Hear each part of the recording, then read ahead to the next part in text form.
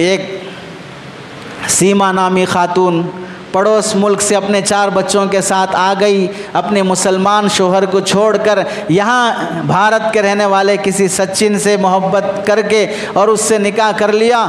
इतनी तारीफ़ें हो रही हैं गोया कि देश को एक भाभी मिल गई, देश को एक भाभी मिल गई है, ऐसी तारीफ़ हो रही है, ऐसी वाहवाह की जा रही है, मीडिया में ऐसा उछाला जा रहा है गोया कि अब इस वक्त मुल्क की जो इकनॉमिक गिर रही है, टमाटर 150 रुपये किलो हो गया, उसे सस्ता करने का ज़रिया है पड़ोस मुल्क की किसी भाभी को ला लिया जाए, टमाटर सस्ता हो जाएगा, मेट्रो और पेट्रोल सस्ता हो जाएगा, महंगाई कम हो जाएगी, ऐसा मुल्क का कोई ना कोई बड़ा मसला हल हो जाएगा सीमा भाभी आ जाने की वजह से।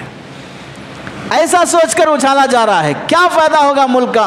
किसी मुल्क से दूसरे मुल्क को आने के लिए वीज़ा चाहिए या पबजी गेम चाहिए? और मोहतरमा पबजी गेम खेल के यहाँ आई है तो भी उसकी शहरियत तस्लीम की जाती है, उसे घुसपैठा नहीं कहा जाएगा। और यहाँ जो पहले से रह रहे हैं उसे घुसपैठा कहा जाएगा। और यहीं के रहने वाली ये गैर मुस्लिम खातून ज्योति मौर्या नाम की, वो डिप्टी कलेक्टर है किसी सूबे की, उसने अपने 2 बच्चों के साथ अपने शोहर को छोड़ दिया तो उसे बेवफा, गद्दार, फलां के ताने दिए जा रहे हैं। भाई ये भी तो अपने 2 बच्चों के साथ अपने शोहर को छोड़ी है, अपने मुल्क की गैर मुस्लिम है, और वो चूँकि मुसलमान मुल्क से मुसलमान है, 4 बच्चों के साथ आकर गैर के साथ रह रही है तो वो भाभी बन जाएगी और ये बेवफा बन जाएगी।